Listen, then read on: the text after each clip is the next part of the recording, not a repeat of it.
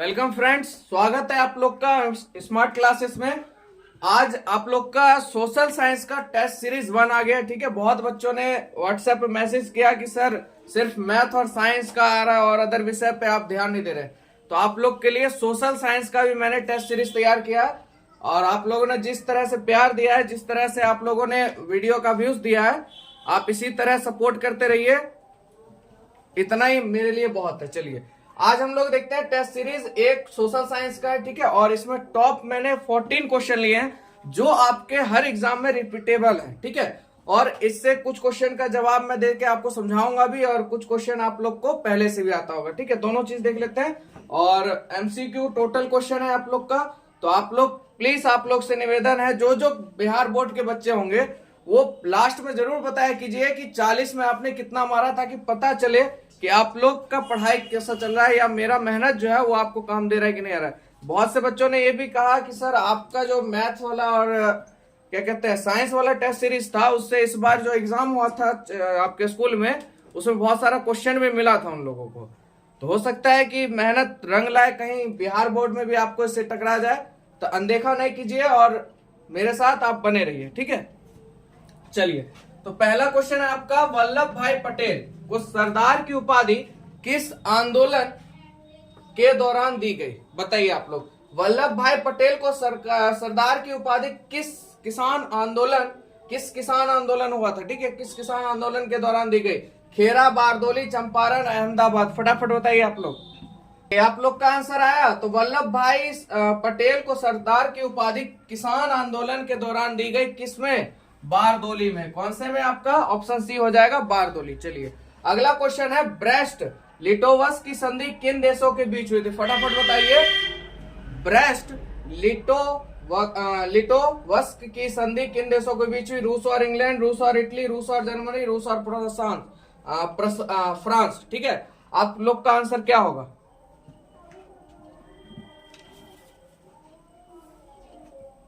चलिए तो देखिए इसका आंसर हो जाएगा बाबू आपका, रूस और जर्मनी के बीच हुई थी ब्रेस्ट लिटोवस्क की संधि। किन देशों के बीच हुई थी? रूस और जर्मनी के। अगला क्वेश्चन है, डालमा वन्य जीव अभ्यारण्य कहां स्थित है? इसी बार पूछा गया आपके एग्जाम में कि कहां स्थित है। फटाफट बताइए आप लोग। चलिए आगे आप लोग का आंसर। तो देखिए डालमा वन्य जीव अभ्यारण्य कहां स्थित है बाबू? तो झारखंड में है। कहां पे है? झारखंड में। चलिए अगला क्वेश्चन है आप लोग का, निम्न में से किन्हें सीमांत गांधी के नाम से भी जाना जाता है? ठीक है, इन्हें सीमांत गांधी के नाम से जाना जाता है। बताइए आप लोग कौन है ये? देखिए, खान अब्दुल गफ्फार खान, लाला हृदयलाल, सी राजगोपालाचारी, मौलाना अब्दुल कलाम आजाद। तो कौन सा हो जाएगा बाबू आपका सही आंसर? खान अब्दुल गफ्फार खान को सीमांत गांधी के नाम से भी जाना जाता है। और इनको जो है कुछ और भी नाम है जो मैं आपको बता दूं, बच्चा खान से भी इनको जाना जाता है। बादशाह खान के भी नाम से इन्हें जाना जाता है। किन्हें? अब्दुल गफ्फार खान जी को बच्चा खान कहिए या बादशाह खान के नाम से भी इन्हें जाना जाता है और सीमांत गांधी के नाम से भी इन्हें जाना जाता है। तो क्वेश्चन कहीं से भी घुमा फिरा के पूछ दे तो आप लोग को ध्यान रहना चाहिए कि खान की बात अगर हो, बादशाह खान या बच्चा खान या सीमांत गांधी, तीनों भैया, तीनों के नाम से कौन जाना जाता है? खान अब्दुल गफ्फार खान। ठीक है, अगला क्वेश्चन है बाबू आप लोग का, भारत सरकार अधिनियम 1919 को डैश के नाम से भी जानते हैं। बताइए आप लोग, भारत सरकार अधिनियम जो है आपके 1919 को किस नाम से जाना जाता है? Indian statutory commission, Montagu Chelmsford योजना, नेहरू रिपोर्ट, साइमन कमीशन। बताइए आप लोग का सही आंसर क्या हो जाएगा? चलिए आप लोग का जवाब आ गया होगा अब तक। तो भारत सरकार अधिनियम 1919 को डैश के नाम से भी जानते हैं, तो आपका ऑप्शन हो जाएगा सी, मॉन्टेग्यू चेम्सफोर्ड योजना के नाम से जाना जाता है। चलिए अगला है, अंकोर वाट मंदिर का निर्माण किसने कराया था और कहां स्थित है? दोनों क्वेश्चन हर बार एग्जाम में बीट करता है, कहां था और किसने बनवाया था। ठीक है, कहां था आप लोग को तो पता ही होगा 100%, क्योंकि बहुत आसान सा क्वेश्चन है ये।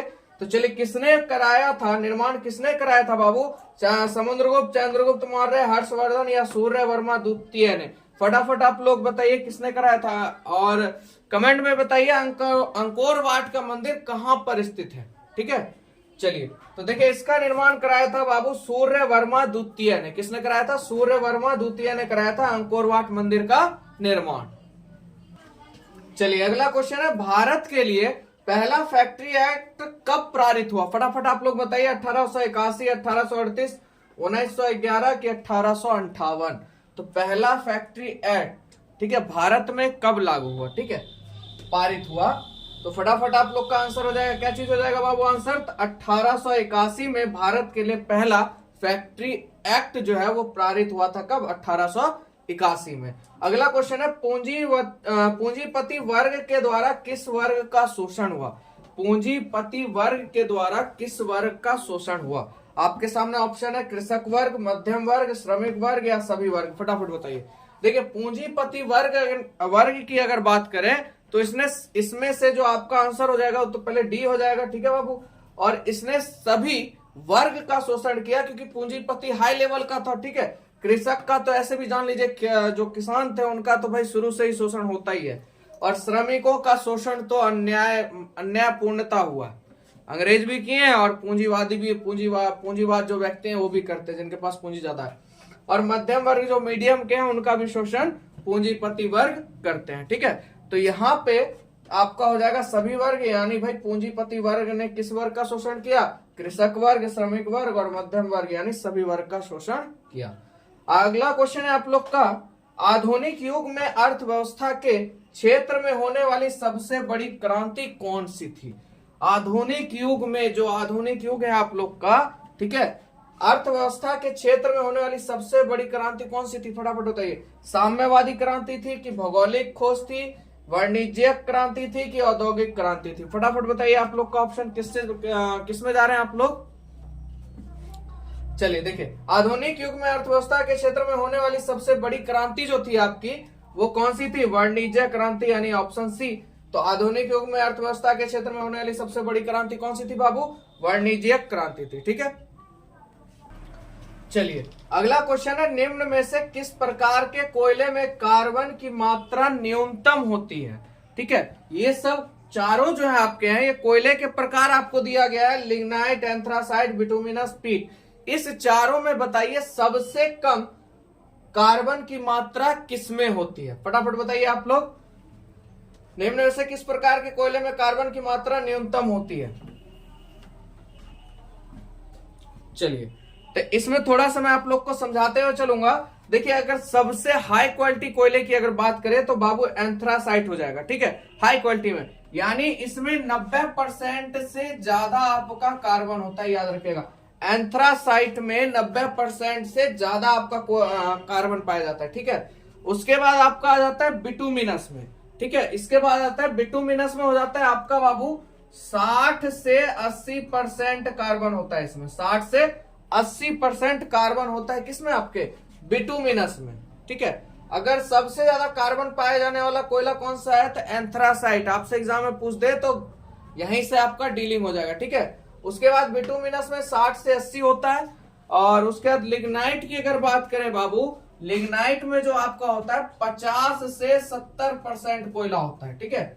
50 से 70% सॉरी कार्बन पाया जाता है किसमें? लिग्नाइट में, ठीक है। तो एक ही ऑप्शन आपके पास बचा है पीट, यानी इसमें कार्बन की मात्रा सबसे कम होती है, यानी बात करें तो 0 से 50% ही कार्बन होता है इसमें, किसमें? पीट में। तो आप लोग को समझ में आया? चलिए आगे है क्वेश्चन, निम्न में से क्या नकदी फसल है? बताइए इन चारों में से नकदी फसल क्या हो जाएगा आपका? बाजरा, गेहूं, चावल, चाय, चारों में से बताइए फटाफट। देखिए नकदी फसल को एक और नाम से जाना जाता है व्यापारिक फसल, ठीक है। तो बताइए इसमें से कौन है व्यापारिक? आपका कैश क्रॉप, इंग्लिश में बात करें तो कैश क्रॉप क्या हो जाएगा? तो देखिए इसका आंसर हो जाएगा चाय। क्या हो जाएगा आपका? चाय नकदी फसल में आता है ये। आगे क्वेश्चन है आपका, भारतीय डाक विभाग की स्थापना कब हुई? इंडियन पोस्ट ऑफिस ना, लमसम यही हो जाएगा। तो भारतीय डाक विभाग, इंडियन पोस्ट ऑफिस जो भी हो, भारतीय डाक विभाग की स्थापना कब हुई थी? बताइए फटाफट। 1854, 1850, 1954 या 1898? तो भारतीय डाक विभाग की स्थापना बाबू 1854 ईस्वी में हुई थी। कब हुई थी? 1854 ईस्वी में हुई थी, ठीक है। आप लोग को समझ में आया? अगर आ रहा है तो एक लाइक प्यार से ठोक दीजिए, ठीक है। चलिए आगे चलते हैं। चलिए बाबू, अगला क्वेश्चन है अंतरराष्ट्रीय मजदूर दिवस कब मनाया जाता है? फटाफट बताइए। 5 जून, 1 मई, 8 मार्च की 1 जून, ठीक है। आप लोग का आंसर आ गया। देखिए, अंतरराष्ट्रीय मजदूर दिवस जो है बाबू मनाया जाता है 1 मई को। कब मनाया जाता है? 1 मई को। अंतरराष्ट्रीय मजदूर दिवस कब मनाया जाता है? 1 मई को। अगला क्वेश्चन है, ये तो क्वेश्चन आप लोग प्लीज कमेंट में जरूर दीजिएगा इसका जवाब, क्योंकि बहुत बच्चे को याद होगा। सबसे जबरदस्त क्वेश्चन और सबसे ज्यादा बिहार बोर्ड में अगर पूछे जाने वाला क्वेश्चन है तो यही है। रक्त और लौह की नीति का अवलंबन किसने किया था? फटाफट बताइए। तो चलिए इसका आंसर पूरा दे देते हैं, क्योंकि सबको पता होगा। इसका आंसर क्या हो जाएगा बाबू? बिस्मार्क हो जाएगा। रक्त और लौह की नीति का अवलंबन किसने किया था? बिस्मार्क ने किया था। निम्न में से कौन प्राकृतिक आपदा नहीं है?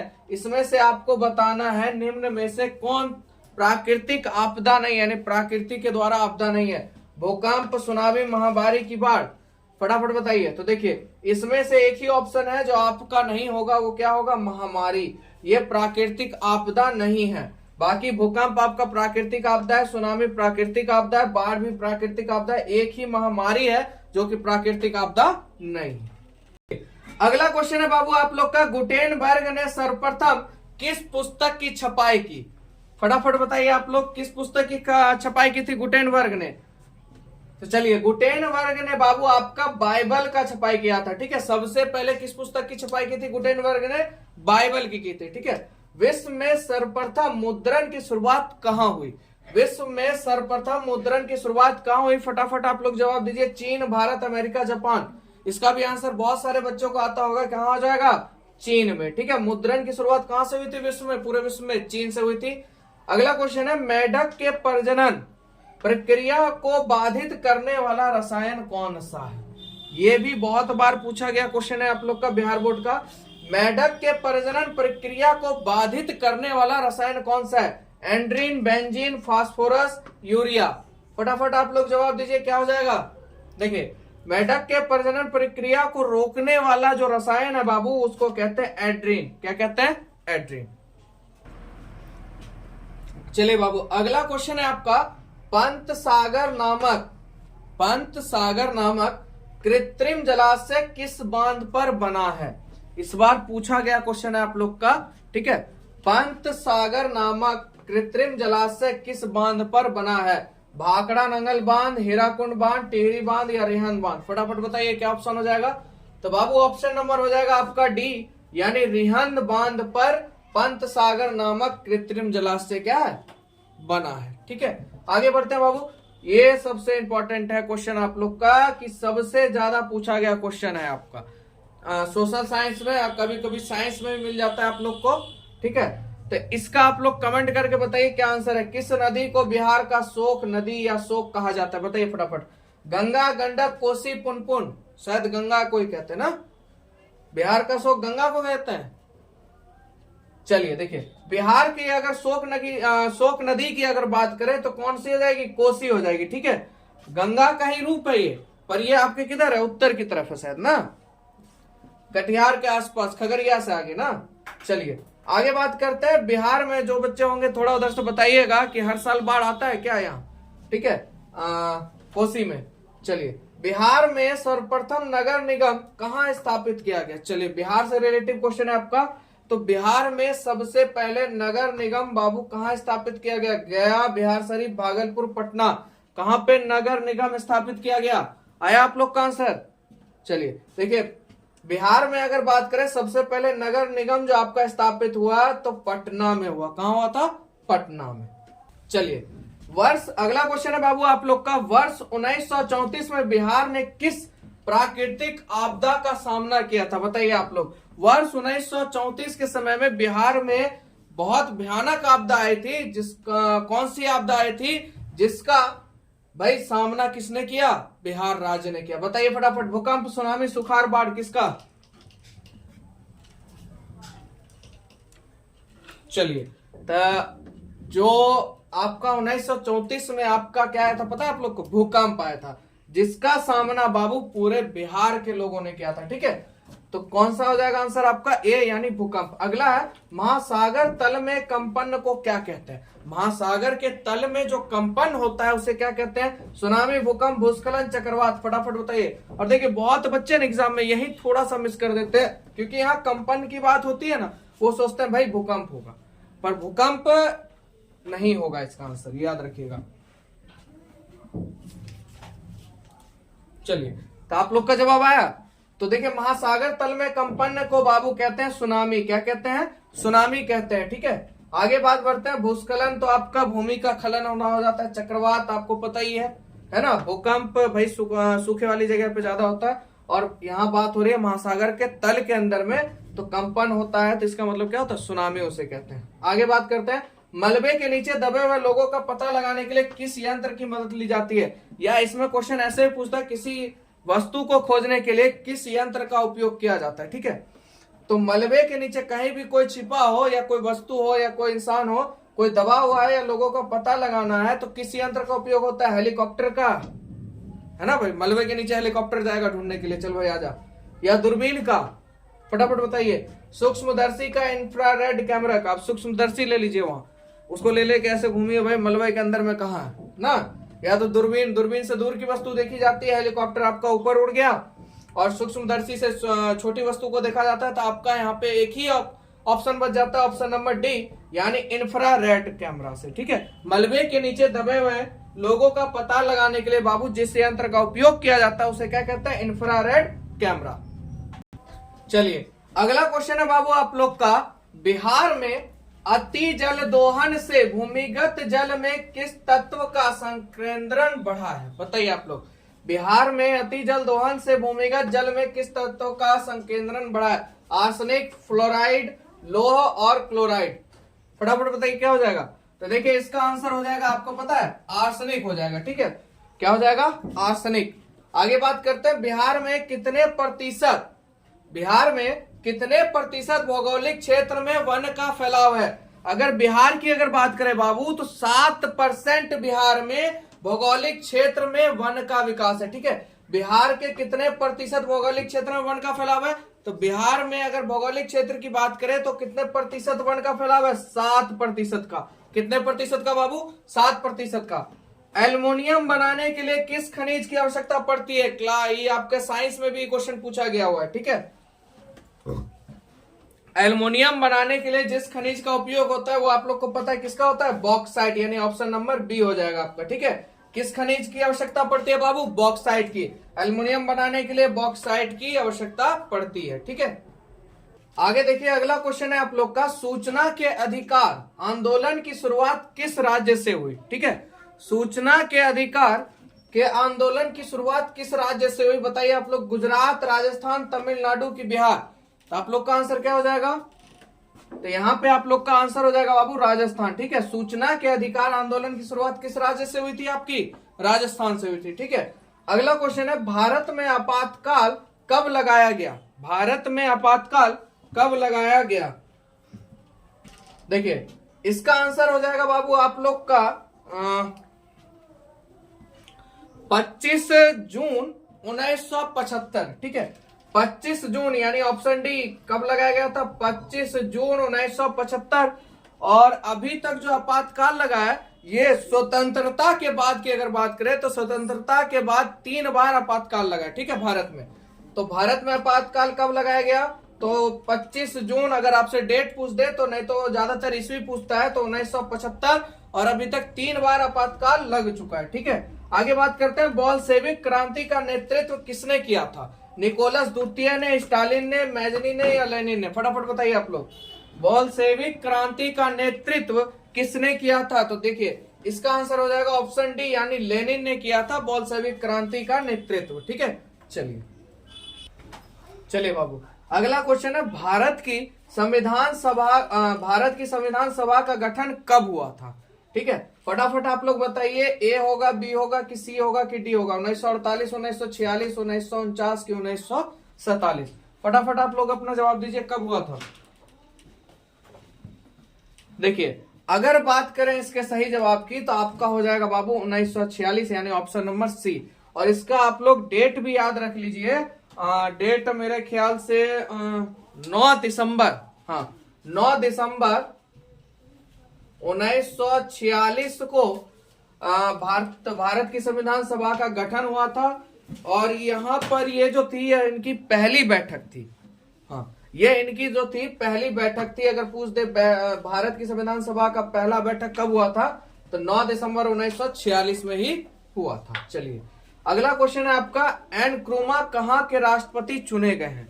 एनक्रूमा जो है कहाँ के राष्ट्रपति चुने गए? फटाफट आप लोग बताइए, घाना, पोलैंड, मैक्सिको या चिली? आगे आप लोग का आंसर। चलिए देखिए, एनक्रूमा जो है वो कहाँ के राष्ट्रपति चुने गए थे बाबू? घाना के चुने गए थे, यानी ऑप्शन नंबर ए आपका सही हो जाएगा। अगला क्वेश्चन है, भारत में योजना आयोग का गठन कब हुआ? बहुत जबरदस्त क्वेश्चन। योजना आयोग से आपको इस चैप्टर से ना एक क्वेश्चन से 2 क्वेश्चन आपको आना ही आना है। भारत में योजना आयोग का गठन कब हुआ? आया आप लोग का आंसर ए, बी, सी या डी? और देखिए इसमें जो है ना सब में 2 को 1950 है, 2 को 1951 है। बच्चा इसी में कंफ्यूज हो जाता है। आता होगा, याद होगा सबको। ये जानबूझ के ऑप्शन फंसाने के लिए ऐसा देता है कि मतलब आता हुआ भी क्वेश्चन ना थोड़ा सा डगमगा जाता है, ना कहता है कि भाई मुंह पर है, बस थोड़ा सा बर्दाश्त करने का चीज है। वही चीज यहाँ पे हो गया। अब आप लोग सोचिए फंस चुके हैं। सबसे पहले जिन बच्चों को आता होगा या नहीं भी आता वो समझिएगा, 51 तो होगा नहीं बाबू ये, ठीक है? इतना याद रख लीजिएगा, योजना आयोग का जो गठन है वो 1950 में हुआ था। अब डेट की बात आती है, किसकी बात आती है? अब डेट की। तो फटाफट आप लोग बताइए कमेंट में कौन सा डेट है। तो देखिए, अगर योजना आयोग की गठन की बात हो तो इसका डेट हो जाएगा आपका 15 मार्च 1950, यानी ऑप्शन नंबर सी हो जाएगा आपका। भारत में योजना आयोग का गठन कब हुआ था? 15 मार्च 1950 में। चलिए यहां तक आप लोग आ गए वीडियो देखते हुए, बहुत बहुत धन्यवाद। इसी तरह सपोर्ट बने रहिए। चलिए और कुछ क्वेश्चन है, उसके बाद आप लोग का इसका टेस्ट सीरीज 2 भी आएगा, ठीक है? क्वेश्चन आप लोग जवाब दे रहे होंगे तो समझ में आ रहा होगा क्वेश्चन लेवल कितना बढ़िया और कितना मेहनत से ही बनाया जाता है, ठीक है? चलिए आगे देखते हैं। चलिए बाबू, अगला क्वेश्चन है, भारत के किस राज्य में सौर ऊर्जा के विकास की सर्वाधिक संभावना है? देखिए ये क्वेश्चन थोड़ा दिमाग से लिया गया क्वेश्चन है। देखिए कौन सा ऐसा जगह है जहां पे सौर ऊर्जा लगाने से बताइए फायदा हो जाए और वहां सौर ऊर्जा से मान लीजिए उपलब्धि हासिल हो, ऐसा कौन सा जगह है? तो देखिए मेघालय में लगाने जाइएगा सौर ऊर्जा, दिन रात बारिश पड़ता है तो सौर ऊर्जा तो बहुत बढ़िया आएगा आपको, भगवा के एकदम इंजोर हो जाएगा ना। अरुणाचल प्रदेश भी आपका बढ़िया है क्योंकि 7 सिस्टर के आसम भी आपका, ये शायद भारत के नक्शा में 7 सिस्टर्स, तीनों बहनें एक साथ आ गई, मेघालय, आसम, अरुणाचल प्रदेश। तो मात्र 21 गो बहन आ गई, 21 गो भाई बचा है आपका राजस्थान, जहां पर सौर ऊर्जा के विकास की संभावना क्या है?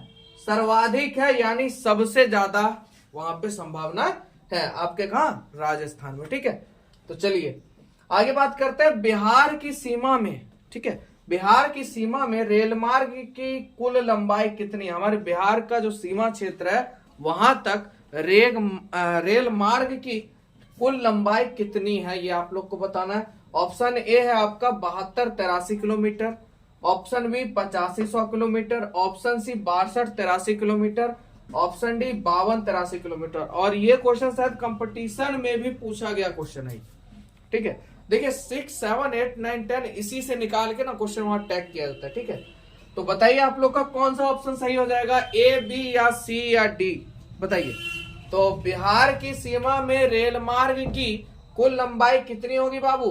तो चलिए इसका आंसर हो जाएगा आप लोग का, क्या चीज पता बाबू आप लोग को? सी, 62-83। कितना किलोमीटर है हमारे बिहार की रेल सीमा रेखा? 62-83 किलोमीटर। कितना है? 62-83 किलोमीटर। चलिए अगला क्वेश्चन है आप लोग का, बिहार में संपूर्ण क्रांति का नेतृत्व निम्नलिखित में से किसने किया? चलिए बहुत बढ़िया क्वेश्चन और बहुत बार एग्जाम में 1 से 2 साल के अंतराल में पूछा गया क्वेश्चन है ये। बिहार में संपूर्ण क्रांति का नेतृत्व निम्नलिखित में से किसने किया था? फटाफट बताइए। ए, इंदिरा गांधी, बी, जयप्रकाश नारायण, सी, मोरारजी देसाई, डी, नीतीश कुमार। चलिए बताइए फटाफट, आप लोग को टाइम देता हूं मैं, इसका आंसर आप लोग को खुद बताना है।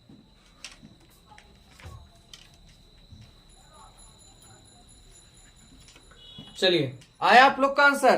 तो देखिए इसका आंसर बाबू हो जाएगा बिहार की। अगर बात करें बिहार में संपूर्ण क्रांति की शुरुआत में से संपूर्ण क्रांति का जो नेतृत्व है या शुरुआत जिसने की थी वो हमारे जयप्रकाश नारायण जी थे। कौन थे? जयप्रकाश नारायण जी। संपूर्ण क्रांति का नेतृत्व किसने किया था? जयप्रकाश नारायण जी ने। संपूर्ण क्रांति का नेतृत्व जयप्रकाश नारायण। संपूर्ण क्रांति कहाँ? बिहार की। ठीक है, बिहार में हुआ था। चलिए अगला क्वेश्चन है नंबर 37 नंबर क्वेश्चन है आपका चौड़ा चौड़ी। ठीक है, चोरी चौराना तो चोरी चौड़ा हत्याकांड के बाद किस आंदोलन को स्थगित, ठीक है, स्थगित किया गया? ठीक है, चौरी चौरा हत्याकांड के बाद किस आंदोलन को स्थगित किया गया? तो बताइए आप लोग क्या हो जाएगा? ए बी सी डी में कौन सा ऑप्शन हो जाएगा? असहयोग आंदोलन की सविनय अवज्ञा आंदोलन, चंपारण आंदोलन, भारत छोड़ो आंदोलन। इस चारों आंदोलन में चौरी चौरा के बाद कौन सा आंदोलन बंद कर दिया गया, मतलब स्थगित कर दिया गया? तो देखिए इसका आंसर आप लोग फटाफट आगे आप लोग को, तो देखिए इसका आंसर हो जाएगा बाबू असहयोग आंदोलन। यानी चौरा चौरी हत्याकांड के बाद असहयोग आंदोलन को बाबू स्थापित कर दिया गया था, उसे रोक दिया गया था। ठीक है, अगला क्वेश्चन है आपका Akhil Bharatiya trade union, Akhil Bharatiya trade union Congress यानी AITUC, Akhil Bharatiya trade union Congress के प्रथम अध्यक्ष कौन थे? बताइए, अखिल भारतीय ट्रेड यूनियन कांग्रेस के प्रथम अध्यक्ष कौन थे? Option A Ghanshyam Das Birla, option B Vyomesh Chandra Banerjee, option C Lala Lajpat Rai, कि ऑप्शन डी चित्तरंजन दास। फटाफट बताइए आप लोग कौन थे। चलिए तो देखिए इसका आंसर हो जाएगा बाबू, पता है आप लोग को? सी हो जाएगा। क्या हो जाएगा? सी हो जाएगा। अखिल भारतीय ट्रेड यूनियन कांग्रेस के प्रथम अध्यक्ष कौन थे? लाला लाजपत राय। ठीक है, लाला लाजपत राय। चलिए 2 क्वेश्चन बचे आप लोग का लास्ट, आप लोग स्कोर जरूर बता के जाइएगा। ठीक है, कृषि का विकास करना किस पंचवर्षीय योजना का मुख्य उद्देश्य था? बताइए, ए बी सी डी, तीसरी, पांचवी, पहली, दूसरी, बताइए क्या हो जाएगा? कृषि का विकास करना किस पंचवर्षीय योजना का उद्देश्य था? बताइए। तो देखिए इसका आंसर हो जाएगा, पता है बाबू आप लोग को? पहले आप लोग देख लीजिए क्या आंसर हो जाएगा। तो देखिए आप लोग का आ गया, तो इसका ऑप्शन हो जाएगा तीसरी, यानी तीसरी पंचवर्षीय योजना का मुख्य उद्देश्य था कृषि का विकास करना। अगला क्वेश्चन है मानव विकास रिपोर्ट का प्रकाशन निम्न में से किसके द्वारा किया जाता है? मानव विकास रिपोर्ट का प्रकाशन बाबू निम्न में से किसके द्वारा किया जाता है? WHO द्वारा, ILO द्वारा, WTO द्वारा, UNDP के द्वारा। फटाफट बताइए आप लोग। तो देखिए इसका आंसर हो जाएगा बाबू आपका ऑप्शन नंबर डी, यानी मानव विकास रिपोर्ट का प्रकाशन किसके द्वारा किया जाता है? UNDP के द्वारा किया जाता है। किसके द्वारा? UNDP के द्वारा। ठीक है, चलिए तो यहां तक आपका 40 क्वेश्चन था, 40 क्वेश्चन खत्म हो गया। टेस्ट सीरीज 2 में आपका फिर 40 क्वेश्चन का सेट होगा, शायद 40-50 के लमसम। ये दोनों से आपका क्वेश्चन मान लीजिए उम्मीदता है एग्जाम से एकदम मिलता जुलता क्वेश्चन है, तो आप लोग कृपया करके बताइएगा 40 में आपने कितना मार्क्स ऑब्टेन लिया, क्लास 10 के जो भी होंगे। ठीक है, और अदर भी होंगे तो कोई दिक्कत नहीं है, क्योंकि नॉलेज इज ऑलवेज नॉलेज। ठीक है, शिक्षा किसी के अधीन नहीं है। ये होता है मन के अंदर कि भाई 10वां का मेरे काम में नहीं आएगा, अरे भाई 8वां का मेरे काम का नहीं आएगा, किसी के लिए मोहताज नहीं है। सब ज्ञान सब इक्वल है। ठीक है, पढ़ना ये नहीं है कि मेरे नीचे लेवल का है, लेवल नहीं होता, स्टडी में लेवल नहीं है। ठीक है, जितना हो सके उतना पढ़िए, लेवल है नहीं पर आपका लेवल जरूर बढ़ेगा। ठीक है, तो लेवल अप कीजिए। तो चलिए आप लोग का कितना आया मार्क्स कमेंट में जरूर बताइएगा, और जो भी भाई बंधु हैं जो सपोर्ट कर रहे हैं तो सपोर्ट आप लोग इसी तरह कीजिए। ठीक है, और जो भी क्लास 10 के बच्चे हैं प्लीज आप उन लोग को शेयर कीजिए, ताकि वो हम लोग से जुड़े और वो उन लोगों का भी थोड़ा सा हेल्प हो सके। ठीक है, और वीडियो कैसा लगा कमेंट में आप लोग बता सकते हैं। चलिए।